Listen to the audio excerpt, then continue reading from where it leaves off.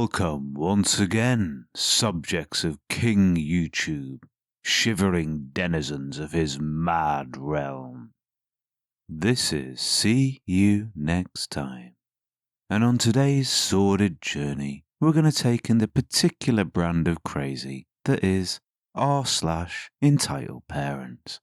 We've got everything from entitled parents to parents who are entitled.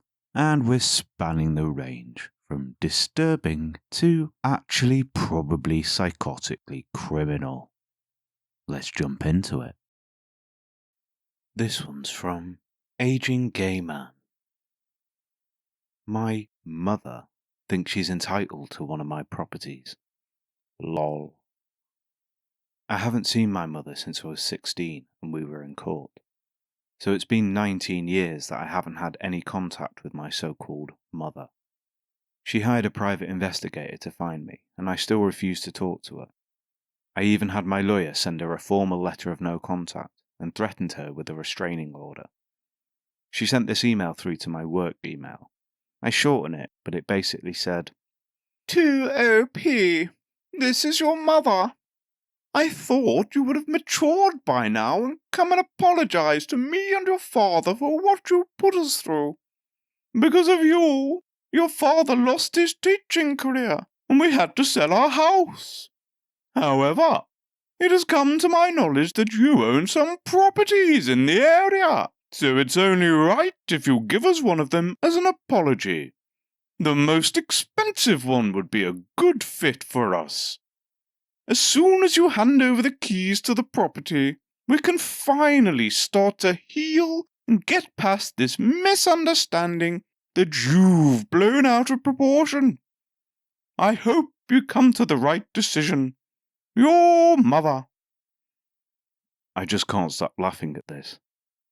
No, Peach, I'm not giving you anything. This is just another bit of evidence to help me get a restraining order against you.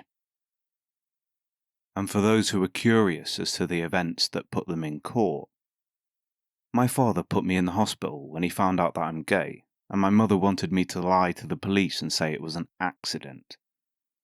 Yes, I own 3 properties: the house where my family lives, the apartment my auntie lives in, and my first apartment that I bought at 19. I'm very proud of that one. I lived on canned tuna and instant noodles to afford it, and I rent that one out. By the sounds of it, you do owe your mother something.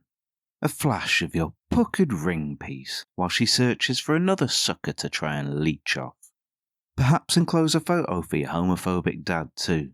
May they both go and flippity-flap themselves silly with a rusty iron rod. This one's from Space Trotter 234. My family won't let me pursue my career. I need to give a bit of context before getting into the real issue. For the past 5 years, I, a 17-year-old male, have been working to get into a good college. I belong to a very competitive school, and we are made to think about our future from a young age. I worked hard and didn't have a social life. I used to sit in my room all day and study. Finally, my hard work paid off, and I got accepted into a very prestigious university overseas. I am pursuing app development. The moment I saw the acceptance letter, I was in tears. It was my life's goal to go there, and it was a dream come true. I told my parents about this, and they seemed really happy. However, the moment I told my grandparents about this, they were livid. They said I could not go overseas under any circumstances, and that if I choose to go to the university, then I will never be able to meet my family again. They were told by an astrologer years ago that if I go overseas, I would never come back and settle there. I would never return to my family, and also separate them from my life completely. I'm not like this, and I love and adore my family. Apparently, our family has a very religious background and still has a very primitive mindset. I involved my parents in this. They were silenced because my grandmother said it was either me or the entire family, which included my siblings as well, a 15-year-old brother and a 14-year-old sister. Finally, I put my foot down and told them that I will go to this university whether they like it or not. I had a huge fight with them, and they asked me how I was going to pay for it. I said that I'd manage, as I had a scholarship and I'd also saved up quite a lot of money. I told them that if they choose to depart me this way, I will never ever show my face to them again, and that would never enter that house. I also told them I would have no contact with them whatsoever. My parents love me with all their hearts and have sacrificed so much for me. My siblings are my rock, and without them, I don't know how I'm going to face the world. On top of that, I don't know whether I was too rude to my loving family who thought they were doing it for my benefit. I don't know what to do right now. My mind is conflicted. Update. You all in the comments really helped me through this. I slept over thinking about it, and after reading your comments decided to go to the university. I told my grandparents an hour ago, and they told me never to come back. I told them this was not how I wanted to go, and they said, "You choose your education over us." I was done by this point and just lost it and uttered some explicit words. I told them how they were being so superstitious and how the astrologer was dumb. I told them that all they did was separate me from them forever and left. I told my friend about my predicament and he offered me a place to stay. I'm likely going to stay there for a while before moving to the university. So yeah, I'm leaving my family and going to this university. Thankfully, I had a lot of savings and my uncle left a lot of money for me in his will. He died last year due to COVID. I'm on my way to my friend's house and will proceed with my education as I had planned. So yeah, this is going to be the last update for a while. I'll make sure to update more after I move into the university. Thank you all so much for your kind words and advice. You all really helped me out. Yeah, I'm a little bit dubious about this one. The idea of an astrologer predicting terrible things if a child goes overseas is actually a key part of the plot of a radio play I listened to recently.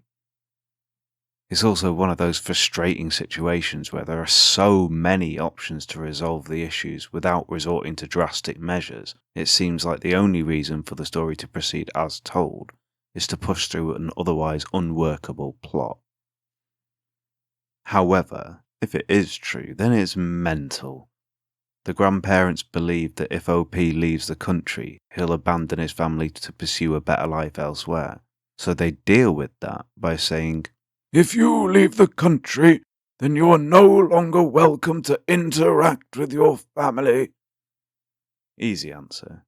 Go to uni and just ignore what your grandparents say completely. If the story is for real, their marbles were lost years ago, and they'll probably have forgotten all about it next week. This one's from Cypher Strike, but where the eyes are ones. And it's cool, and I'm all for it. I was 16 once too, believe it or not. Entitled mum calls the cops after I body slam her son because he hit my autistic brother. Okay, so basically, I, a 16-year-old boy, took my 10-year-old brother out for the day. Everything was going well until we decided to get some boba. Now my brother's autism is a bit severe and he tends to just randomly scream here and there. So while we were waiting in line, he did just that and scared this kid in front of us who was with his mum. This made him drop his boba. I tried to apologise on my brother's behalf, explained his condition and even offered to pay him for another. The mother though started lashing out and said some seriously effed up stuff like, "I don't want your money, you should use it for your brother's therapy," and "he deserves to be in a mental hospital." All because her kid, who was actually like 14 or 15, got scared and dropped his boba. I was about to leave with my brother in disgust when this guy takes a swing at my brother and hits him in the chest. I wasn't going to do nothing to that and I swore he was about to take another swing, but before that I grabbed him and slammed him on one of the tables. Then the mum just started screaming louder than a World War II siren and told people around that I just assaulted her son, who apparently had anger issues. When I saw her calling the cops, I just laughed and went to check on my brother, who was crying and yelling in pain, since nobody ever hit him that hard before. I wasn't worried because the place had cameras and witnesses who clearly saw how demented they were. Fast forward a month, she's now facing a $2,000 fine and her son was put back on probation. For that kid's safety, I hope I never see him again. You know what? Fair play to you, my friend. In my book, you did the exact right thing. A teenager punching a 10-year-old, autistic or not, needs precisely that sort of response. And the fact that the mother in this scenario wasn't stepping in and holding her son back is absolutely disgraceful. So I'm glad mother and son got some appropriate financial and physical comeuppance. This one's from Who Asked 4569.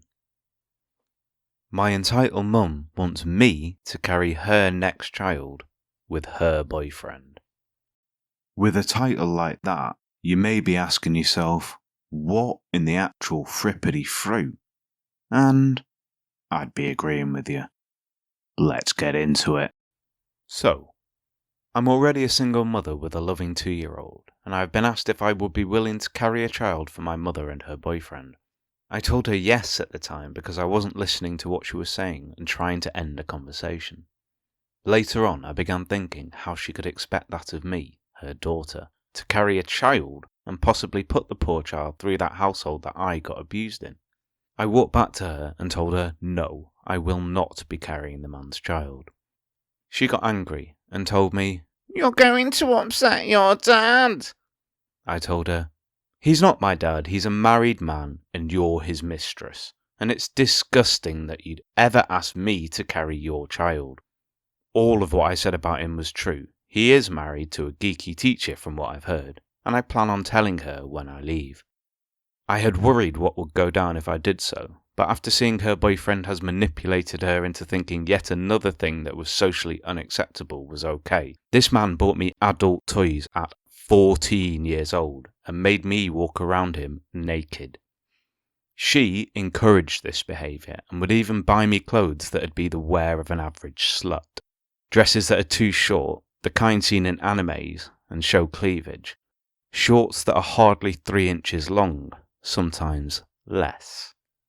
This man was bad news, and nobody in the family, except my entitled political grandmother, knew what had been going on. Even she found it wrong, and once I told the family, they realised how much danger I'm in. This man has done some unholy stuff, like answering the door, standing to full attention, naked, while I was holding my daughter. I was stunned into silence, trying to process what was going on as he grabbed my daughter and held her, before I took her back, realising what was going on, and left. I wanted to puke. I wanted to scream and cry. I know if I go to my mum and tell her this isn't okay, she will tell me if I complain, I will be kicked out of the house, leaving me homeless. I don't know how she thinks this is okay. Because of him, I have body image issues. Once, as a teenager, I jokingly brought up the idea of me having sex with this man, and he did not once deny the thought.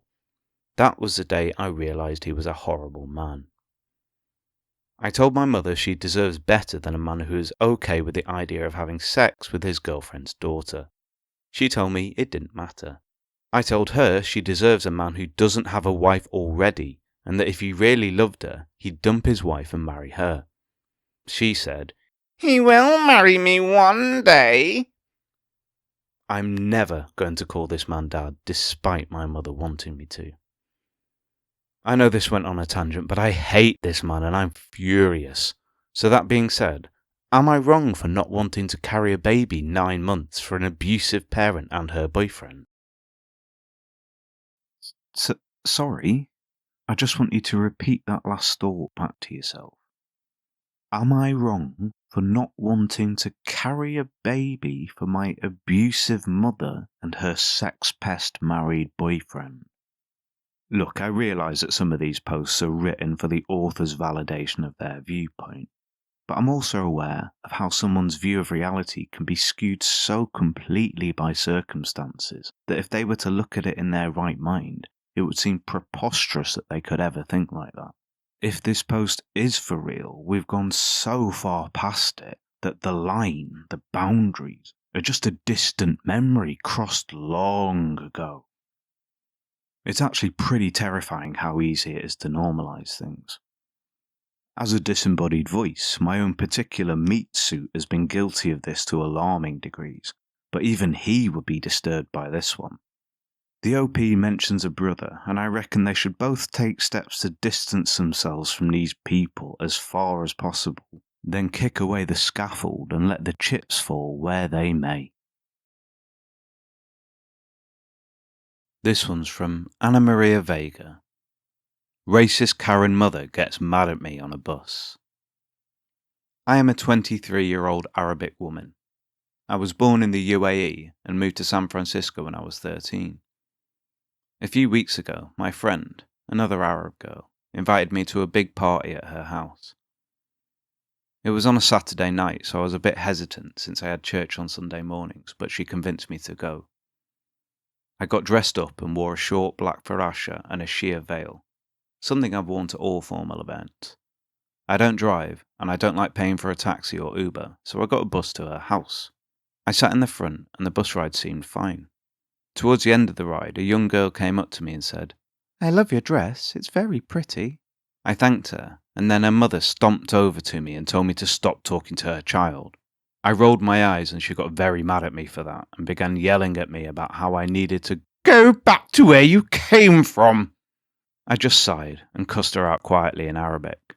She heard what I said and began screaming at me, causing a huge scene. "Speak English, you Indian bitch!" I was shocked and just stared at her silently, and then said as calm as I could, "I'm Arabian, you dumbass," and then got off at my stop. I told my friends at the party and we all laughed it off. It's always sad and frustrating to hear about people's experiences with racism. It's such toxic behaviour, you know. Fair play for laughing it off, but I'd like to see these horrible grunts get a face full of retribution. I might give this one a pass though, as we may have witnessed the origin story of a comic book super twonk.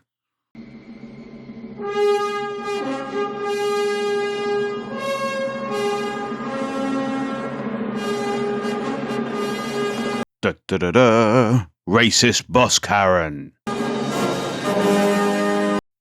And so, with the dawn of a new era of comic book super Karen, we bid adieu to another video. Remember, if you liked the video, click the like button. If you hated it, click the like button. If you were indifferent, click the like button, then comment and subscribe. Perhaps take a moment to reflect and feel a little gratitude if your own parents aren't expecting you to ride or rail them. Click the little bell icon and share this video with your friends. And remember, most importantly, murder is wrong. But if you're going to do it, make sure you've got a great way to dispose of the body. See you next time.